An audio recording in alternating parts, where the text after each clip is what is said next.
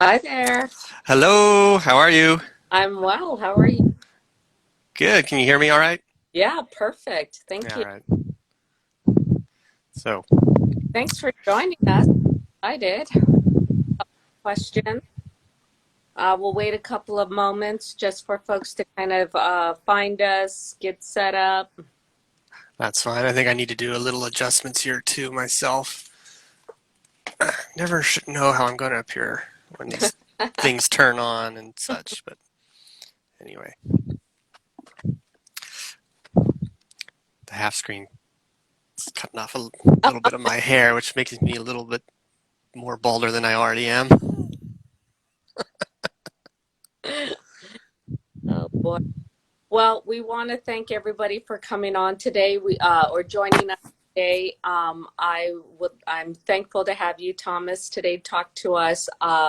Right now, we are with MASC having to move some of our programming to Instagram Live, um, and just kind of make some adjustments in how we run things. And this is our third Instagram Live, and so we're getting pretty good at it. So I'm excited to have you. See a couple of folks waving to us there. Hey, Sandy. So I just want to introduce Thomas Lopez. He'll talk a little bit about himself and the work that he's done. We'll talk about the census. We hope that you ask your questions there in the comments. If you have anything that you want to specifically ask Thomas as we're going through this. Thomas, can you share a little bit about your multiracial journey, and then your time here with MASC as our board member? Sure, absolutely. Thank you, Sonia, very much for inviting me and making this opportunity to talk about the census and other issues related to it. Yes, my name is Thomas Lopez. I live in Southern California. I am the father of two and the husband of one. My background is Mexican, German, Polish. I have grown up my entire life here in Southern California. I work as a mechanical engineer in the medical device field, actually. Uh, but my involvement in the multiracial community goes back to my freshman year in college, which I'm almost afraid to admit was about 30 years ago. I went to UC Berkeley and I joined a student group that was on campus, probably one of the first undergraduate student groups in the country at the time. While I was in the Bay Area and became involved in the multiracial community, I learned about another community org based in Berkeley known as iPride, which stood for Interracial Intercultural Pride. From my involvement there, I joined the board of directors of iPride for about a year or two when I graduated and returned to Southern California. But I learned from my associations there of a group down here called MASC, the Multiracial Americans of Southern California. So I was sure to look them up to continue on my work with the multiracial community.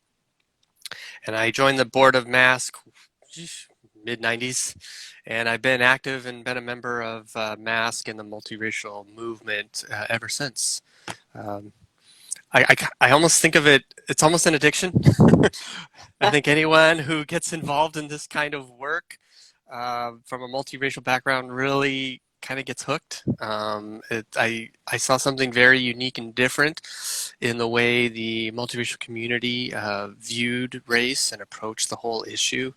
And I thought there was some very valuable um, ideas and a voice that needed to be added to the whole conversation. So it's always been a pleasure being a part of this whole community. It's done a lot for me. So Yeah, I totally agree. And Thomas I kind of came in under Thomas as president and learned a great deal. And so I'm always thankful to have you here and with me. And I always can send text messages. How do I do this president thing?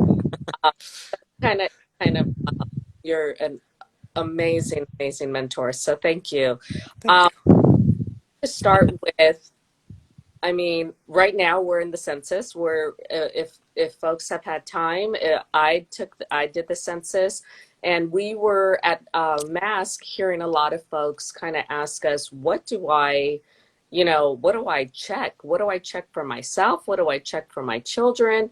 Um, but there's an interesting MASC story involving the census, right? Can you share a little bit about MASC's, connection to the census and the work that, even before I got there, the work that the community worked towards to get some of the language changed on the census? Sure. Yes, sure. And that goes quite a ways back, and it's quite a long story. So we Well, could spend. We'll have to we'll, really we'll condense this. yeah, we'll condense it. Yes, there's a lot that can be said, but I'm going to try and hit the highlights. MASC's work with the census really goes back uh, to the late 80s. The whole multiracial movement, MASC became a charter member along with several other like-minded community organizations across the country to join in coalition to try and affect change at the federal level on how multiracial people are categorized. We formed an organization known as the Association of Multi-Ethnic Americans, or AMIA. Again, MASC was one of the original charter members that started that group, and for many years, for maybe 10 years, we had a conference based here in Southern California known as the Kaleidoscope Conference. People from all over the country came to Southern California to meet and talk about multiracial issues and to hear from the leaders of AMIA about how progress is going in trying to change the census. Basically, we wanted a way for multiracial people to express all of who they were. Prior to 2000, people were forced to basically select one box or one racial category, and we are obviously from multiple categories, and that didn't sit well with people. It felt like we were denying a part of ourselves, denying half of our families, denying a parent. It was actually quite traumatic. And so we worked to try and change the census. We discovered, though, that actually the census doesn't decide the racial categories. It's actually the Office of Management and Budget, or OMB, who sets the racial standard or the statistical standards. And when the OMB sets those standards, it then trickles down to all the other levels of government. All the other federal agencies have to adapt these categories. States and local agencies, et cetera, who then report their data up to the federal government, has to follow these standards. So it really goes way beyond just the census. It ends up permeating to all levels. And MASC sent one of our founding parents, Levon Gaddy, testified before Congress on behalf of the multiracial community, as well as other leaders from AMIA. And after a lot of work in 1997, the OMB decided to change the federal standards to allow people to mark off one or more races. And that was a huge success for us. And in 2000, we had the first, what we would call the multiracial census, where we first started collecting actual data on people that marked off two or more races. And it's been that way ever since. That, I mean, we have to say that it was recent as 2000 that this, Yes. so folks are on here saying, thank you, thank you. I mean, it's huge, right? It, And it, I mean, I don't think it could be said enough. I think, Yeah, it really was a sea change, a paradigm shift, whatever you want to call it. It really opened up a window of sorts into who we are as a nation. What is our national character? Um, there's been so much new data that's been coming out, and like I said, it's not just at the federal level or at the census. It works its way down to all levels of government and your local community. You could see just how diverse your community is, and yeah, it's hard to understate it's hard to overstate what this was. Sorry. absolutely, absolutely. So if, so we're looking today, fast forward to this year's census. What are some of the kind of, if folks haven't done the census, can you kind of talk to us about what the first few questions look like and how that relates to somebody who's multiracial? Right. So the census comes in two forms. There's a short form and there's a long form. Most people are going to be getting the short form. This is the first census that's also going to be conducted over the internet, which is unique and different. But the basic categorizations and the questions that they're asking are more or less the same, whether you do it hard copy or the internet.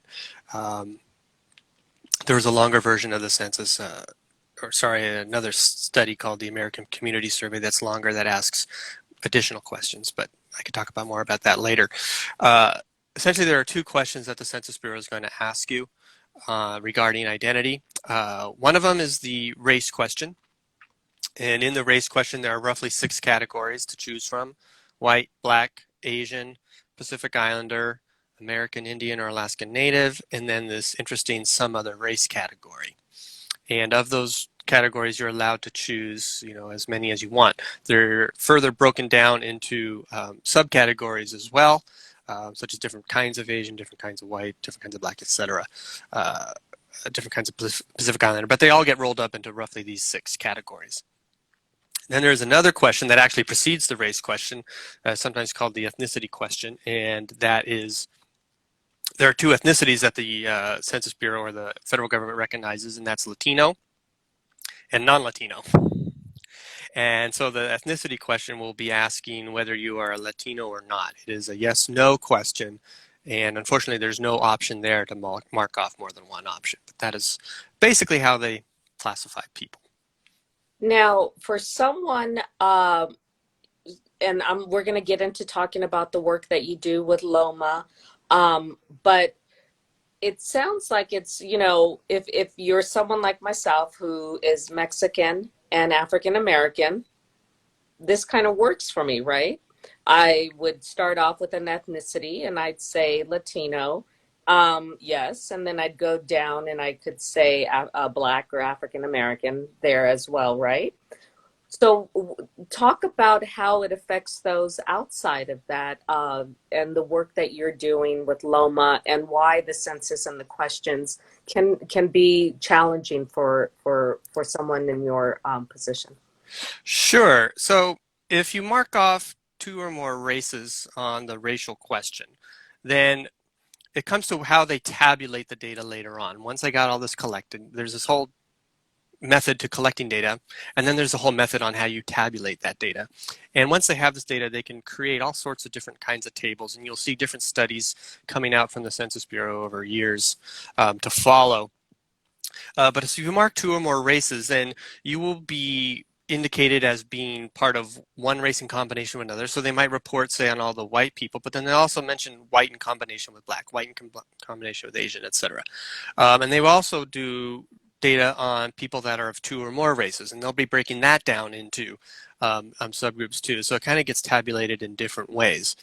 As far as Latinos concerned, because Latino is a separate question from the race question, Latinos can be of any race. So you can mark Latino here, and you could be of any race over here.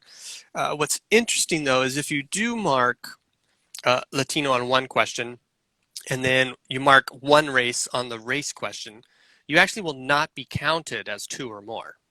Because you only marked one box in the race question, it's considered a singular race. And does not count toward the 2 or more. Latino, like I said, is not counted as a race. So if you were, so someone in my position, for example, I'm Mexican, German, Polish by ancestry. And if I were to mark, say, white for my race and Latino as my ethnicity, that would not count, in a sense, toward the 2 or more population, and generally speaking is not recognized as a multiracial mix. There's really no decent way to express a mixed Latino identity. So a lot of people sometimes will mark some other race in combination with another one of the other racial categories, which is also partly why the some other race category is so large. Some other race, I believe, is the 3rd largest racial category in the country, believe it or not. It goes white, black, and then some other race. And I think if you were to ask anybody on the street, what's your identity, what's your racial identity, I don't think anybody would ever say I'm an other. No one says I'm some other race. So Right. there's a kind of a problem there that the census has to deal with. Now, I mentioned Loma because I know the work you do with Loma. Can you share a little bit about what it stands for and what the kind of work that you've done with Loma? Sure. So LOMA stands for Latinas and Latinos of Mixed Ancestry, LOMA, LOMA. It's a term I coined to try and describe people like you, people like myself, people who have both, a mixture of Latino and non-Latino ancestry and identity. And it was born out of decades of working in the multiracial community. Um, if I were to try and characterize most of the people involved in the multiracial community, there are two main constituent groups that are represented, people of mixed white-black identity and then people of mixed Asian and white identity.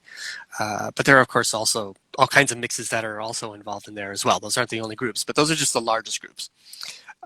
And it just seemed kind of odd to me that, why don't we see more mixed Latinos being involved in the multiracial movement?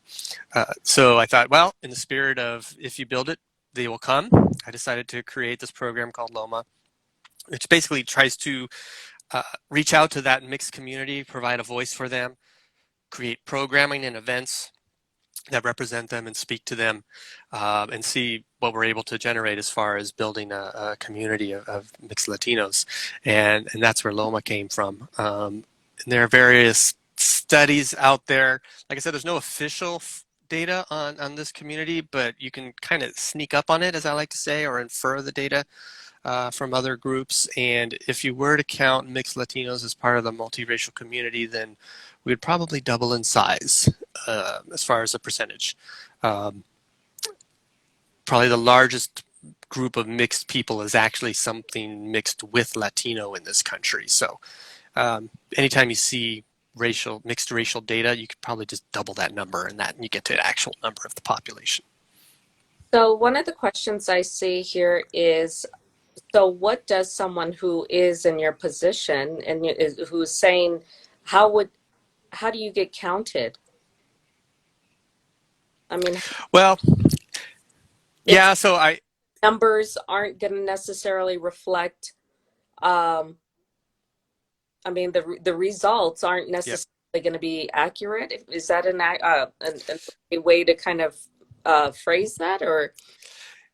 Yeah, so from my engineering background, when I hear the term accurate, but that has a very technical definition.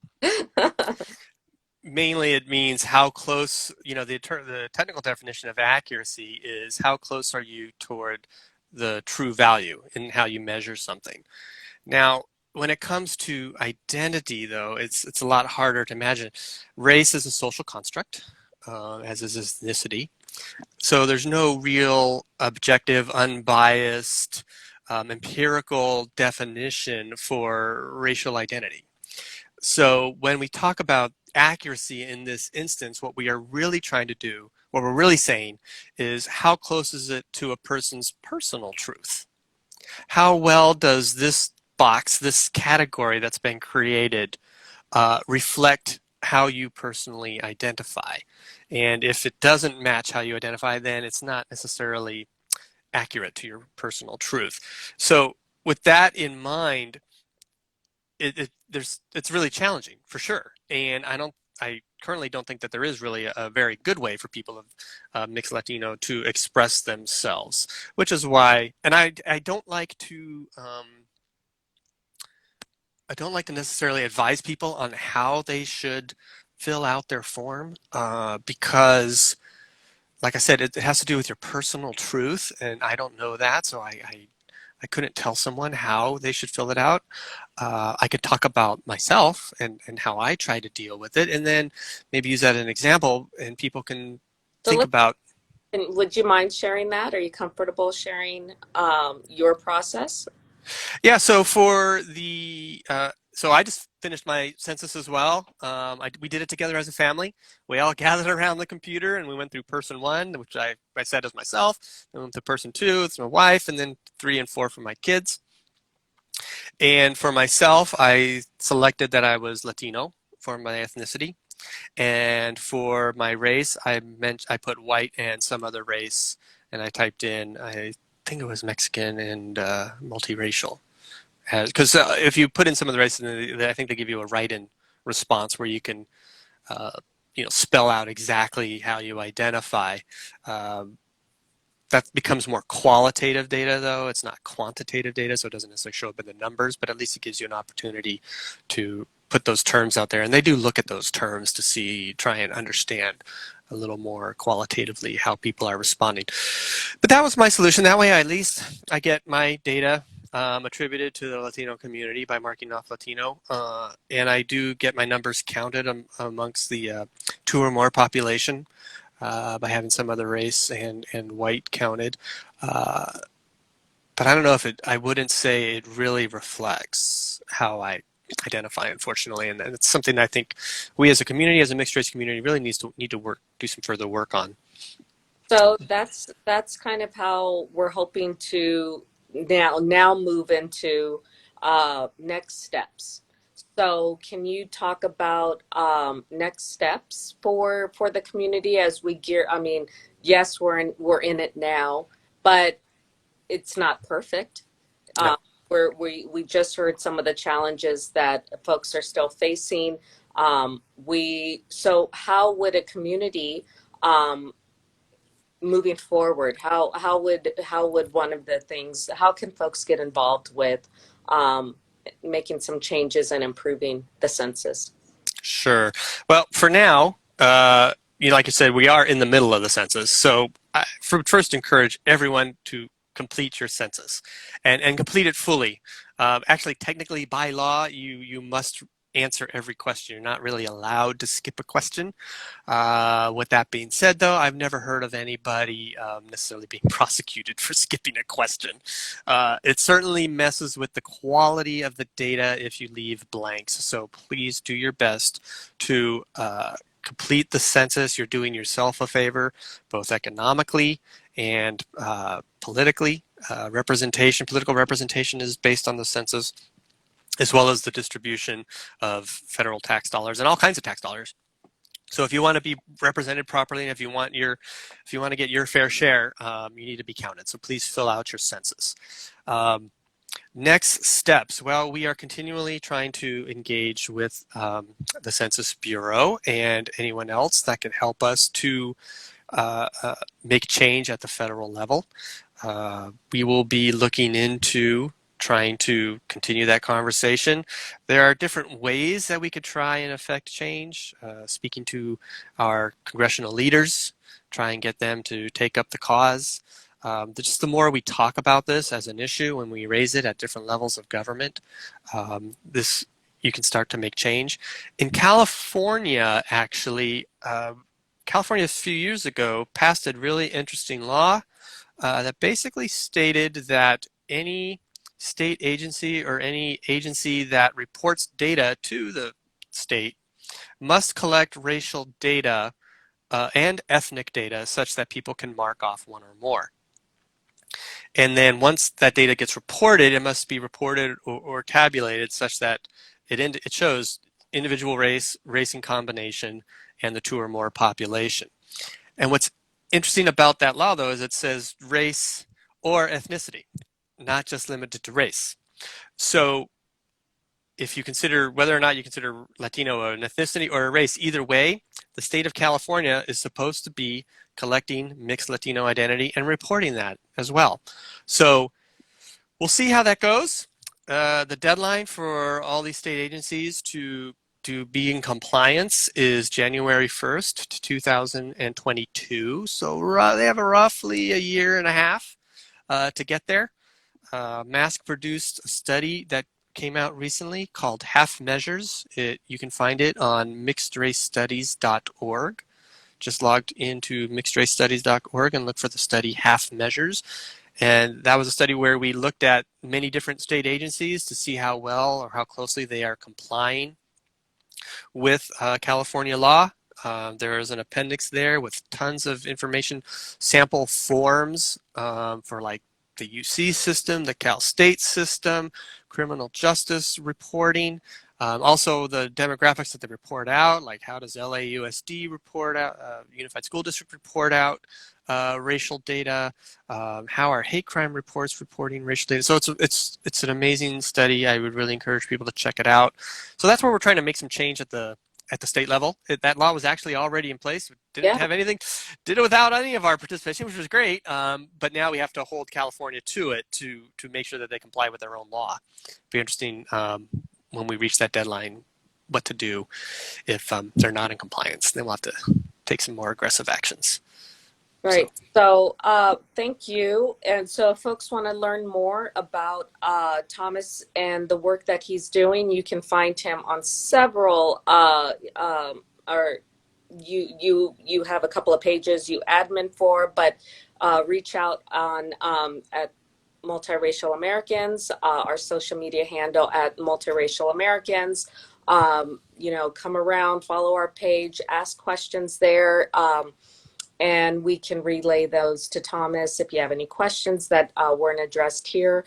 I love the last part. Somebody said that your comment about how accurate to your personal truth. They said, love this.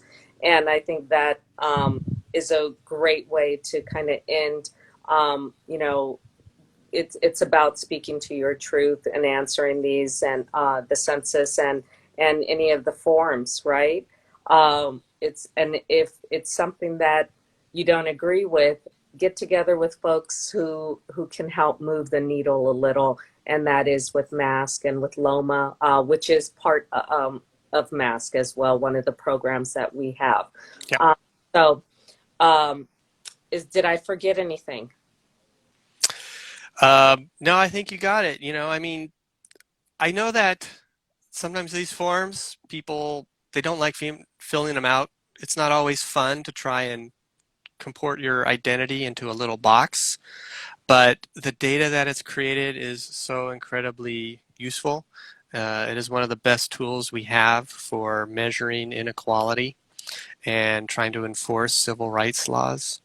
So please keep that in mind when you're filling these things out. We're in the middle of a pandemic, and one of the pieces of information that has been well reported is that Black and brown people are contracting and dying from this disease at a much greater level.